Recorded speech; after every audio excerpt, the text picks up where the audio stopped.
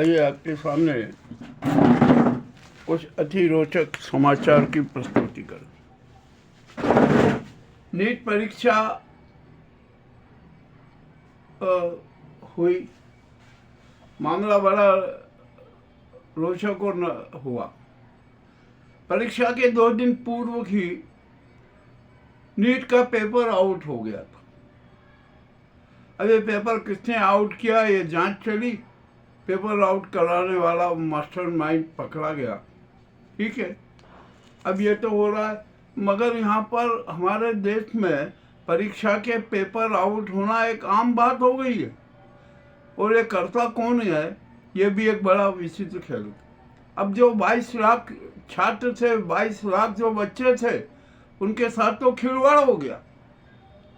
अब जब नीट का पेपर आउट हो गया तो उसके बाद में परीक्षा तो रद्द होगी, सही, सब कुछ वो होगा, मामला बड़ा विचित्र है। तो अब जो ये परीक्षा पद्धति है उसमें कुछ सुधार करने की जरूरत है।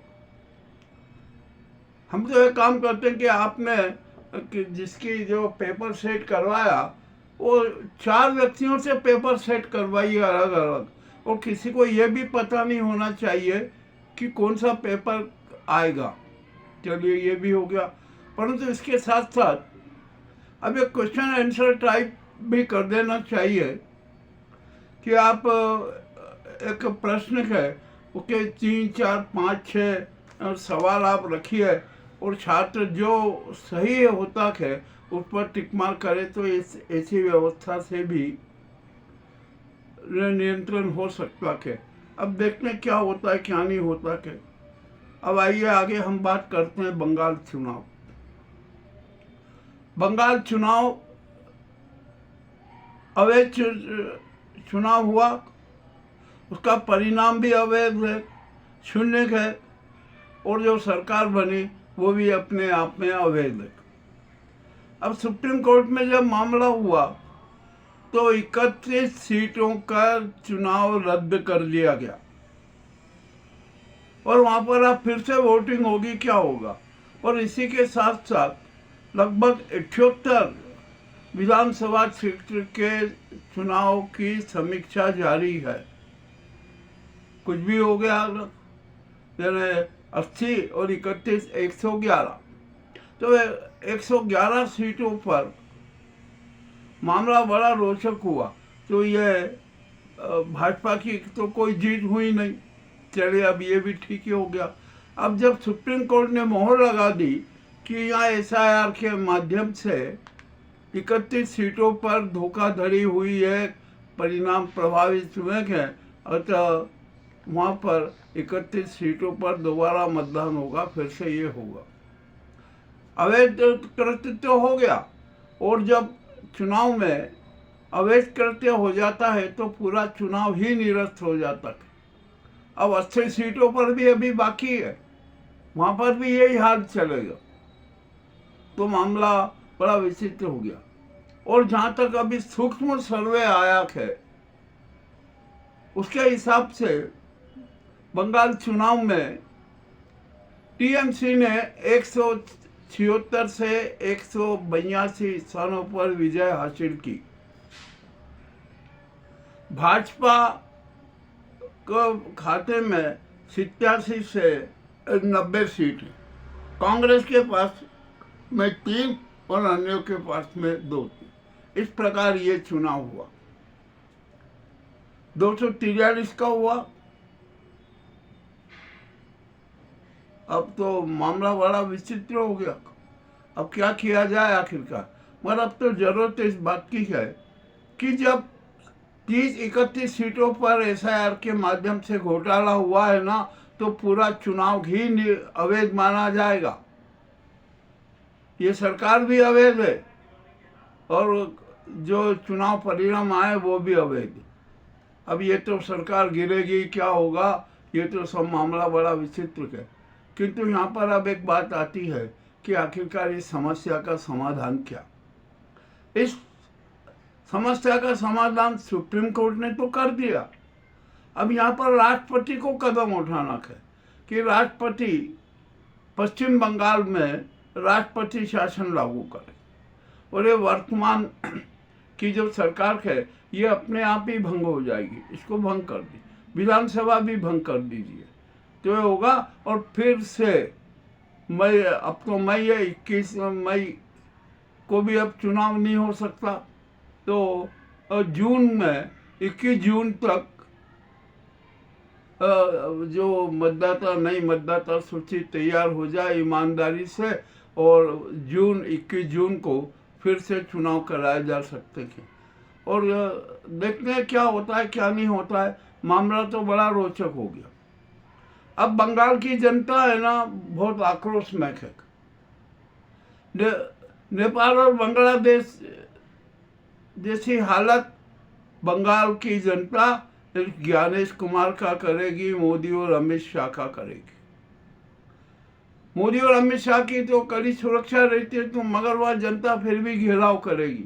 और जनता जो ज्ञानेश कुमार ने जो शातिर खेल खेलेंगे ना उनके खिलाफ कठोर से कठोर कार्रवाई करेगी, स्वागत करेगी। भाई जनता स्वागत करेगी कि वाह तुमने बहुत अच्छा किया, प्रजातंत्र की हत्या की, अब हम तुम्हारा स्वागत करते हैं।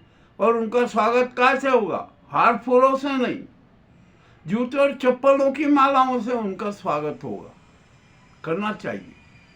अब ऐसा ही होगा। यह मामला बड़ा विचित्र है। अब यहाँ पर जब बंगाल सुप्रीम कोर्ट ने SIR के नाम पर घोटाले पे मोहर लगा दी ना, तो राष्ट्रपति को पूरे देश में राष्ट्रपति शासन लागू कर देना चाहिए। और सबसे पहले तो मोदी, अमित शाह और ज्ञानेश कुमार को तत्काल गिरफ्तार किया जाना चाहिए। उनका गिरफ्तार करके रिमांड लिया जाना चाहिए, 3rd डिग्री का प्रयोग करना चाहिए और उन पर को हेलीकॉप्टर बना दिया जाना चाहिए 20 घंटे के लिए। ये अपने एक नहीं दो नहीं सारे के सारे पाप स्वीकार कर लेंगे, ये इस बात की जरूरत। अब शुभेंदु अधिकारी CM हो गए। RSS ने भी कहा कि नहीं नहीं ऐसा व्यक्ति CM नहीं होना चाहिए, वो बना दिया गया। अब CM बनते ही हुआ क्या कि जो उनके जो 3 खास सहयोगी थे ना उनका पहले मर्डर हो चुका था। अब चंद्रनाथ रथ जो कि सुजन जी के खास थे और ये चुनाव में किस प्रकार के शातिर घोटाले हुए थे इसका उन्हें संज्ञान था। तो उन्होंने कहा कि कहीं ऐसा ना हो कि चंद्रनाथ राय कहीं भी दबाव में आकर ये करके अपने सारे राज खोल दे, तो इनको निपटा दिया जाए। बहुत शातिर तरीके से निपटाया। रथ की हत्या के 3 आरोपी गिरफ्तार हो गए और उन्होंने तो बहुत बड़ा खुलासा कर दिया।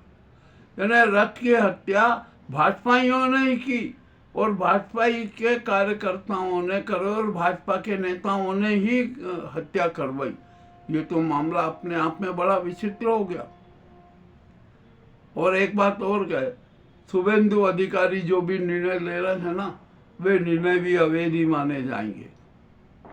उन निर्णयों पर किसी भी प्रकार की बात नहीं होना चाहिए।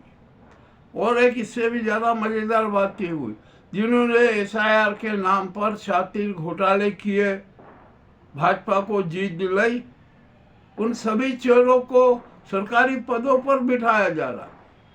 बंगाल के चुनाव प्रभारी अग्रवाल जिनका सेवानिवृत्ति काल था उसको एक्सटेंशन दे दिया और उन्हें बंगाल का मुख्य सचिव बना दिया। सुब्रतो को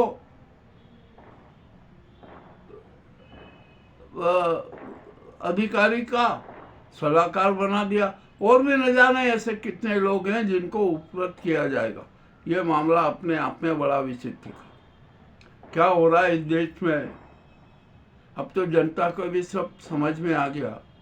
और ये मोदी जी ने 12 साल के बाद अपने सारे अपराध स्वीकार ले। अब जनता से कह रहे ये मत करो, वो मत करो, वो मत करो। जनता कह रही है भैया मोदी जी आप तो प्रधानमंत्री पद से त्याग पत्र दे दो, अब आपकी जरूरत नहीं है, आप हट जाइए। आपके ना मन की बात जनता को सुनना है, ना आपके चेहरा देखना का। जो भी हो रहा है ठीक है, क्या हो रहा है। अब यहाँ पर तमिलनाडु की बात कर लें। तमिलनाडु में जोसेफ थलपति विजय ने जीत हासिल की। फ्लोर टेस्ट का नाटक था, फ्लोर टेस्ट भी हो गया और उसमें 118 122 की जगह 130 से अधिक मत उनके पक्ष में आए। मामला बड़ा हो गया। तो आखिरकार ये इतना बड़ा विश्वास मत उनको विजय के कैसे आ गया? तो वहाँ पर ADIMK के लगभग 30 से अधिक सदस्यों ने बगावत कर दी और विजय का समर्थन किया। ये भी अपने आप में अब तो बड़ी विचित्र बात हो। और अब ये विजय के उससे है ना, बहुत ही ज़्यादा तमिलनाडु में परिवर्तन नजर आने लगा। विजय बहुत अच्छी बात कर रहे, और विजय ने सबसे पहले बड़ा निर्णय लिया कि तमिलनाडु में RSS को बैन कर दिया, बैन कर दी। उनका यार सांप्रदायिक जो फैला, हिंसा फैला है, उनकी जरूरत नहीं है। अब क्या किया जाए, निर्णय तो क्या, और कोई निर्णय गलत तो नहीं है। चलिए, अब ये भी बात हो गई। अब यहाँ पर और अभी बड़ी बड़ी विचित्र बातें हम करने वाले हैं। ये तो अति विशेष रोचक समाचार आपके सामने हमने प्रस्तुत किए थे। आपको कैसे लगे हमें अवश्य बताएं। बहुत बहुत धन्यवाद।